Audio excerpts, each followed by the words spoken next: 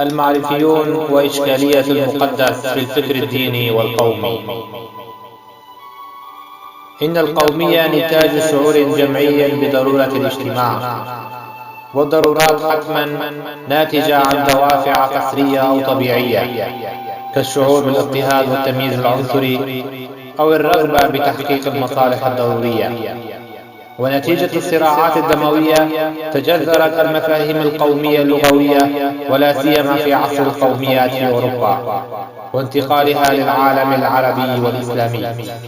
وشاعت سياسة الإنكار والصهر والإلغاء كتطور عن الصراع القبلي، والوعي بالجماعة وأهميتها وأهمية التماسك داخل النسيج الجماعي حاجة فطرية حيوية وطبيعية من خلال وحدة اللغة والتاريخ بحكم التجاور والتجانس في إطار البيئة. والمعرفيون أمام طرح ذواتهم الأولى يبشرون بعلائق أكثر طبيعية وتجذرا مع كل تواق إلى الحب والمعرفة وتنقيب الوجود، لأنهم يرون في الوجود النسيج الأشمل والجامع للبشرية، وذلك لأن روح العصبة لا تمثل حقيقة الحياة والغاية السامية.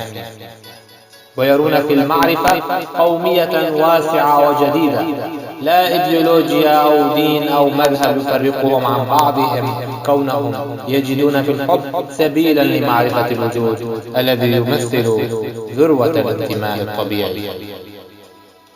ولقد ظهرت مفاهيم الدعوة للاستقلال والتحرر وبناء الدول والأقاليم في مرحلة ما بعد المشاعية الطبيعية، وبدأ استعباد الإنسان من خلال استغلال طاقته الجسدية، وحرم من حقوقه التي ضمنته له المشاعية من توزيع عام بوسائل الإنتاج، مما ظهرت الملكية الخاصة وساء توظيفها لتصبح حكرا على فئات معينة على حساب بؤس وتعاسة الفئات المنكوبة المهددة بقوتها.